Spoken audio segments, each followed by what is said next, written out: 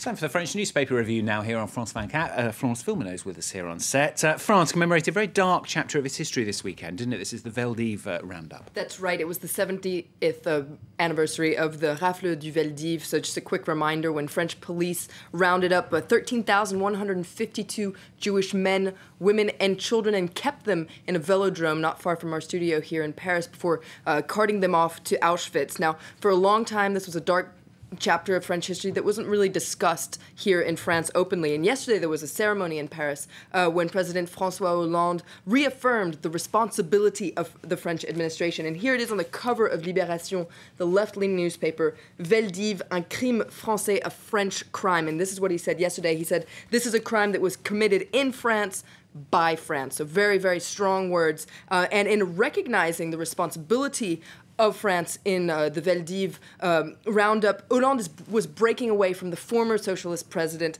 François Mitterrand, who had a very ambiguous relationship with the chief of police who carried out the roundup, and he kept quiet about it. And Libération points out that so did Sarkozy. Sarkozy just pretty much avoided talking about it. According to Libération, the very first president to have had the courage to talk about this was Jacques Chirac. He was the first president to recognize the role France played in this in 1995. And in their editorial, Libération applauds Jacques Chirac for having the courage to deal with the shameful chapters of French history, but they say that's not enough. Remembering isn't enough.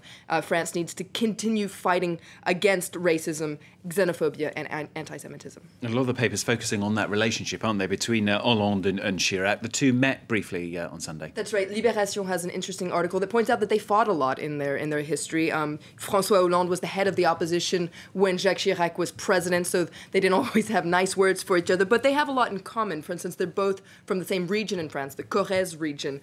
That brings them together. Also, according to Libération, the relationship is known to be very amicable. They some even say they have a complicit bond. The last time they met publicly was in June 2011, and Jacques Chirac jokingly perhaps said that he was going to vote for Hollande. Maybe not so jokingly, according to an article in Le Figaro that points out one thing that they do have in common too is a certain dislike for Nicolas Sarkozy. And according to this article in Le Figaro, their meeting yesterday was another display of anti-Sarkozyism. And meanwhile, in Sarkozy's UMP party, of course, leadership battle underway. Lots of candidates. Right. This is an article in Le Parisien that says the fever is rising within the UMP.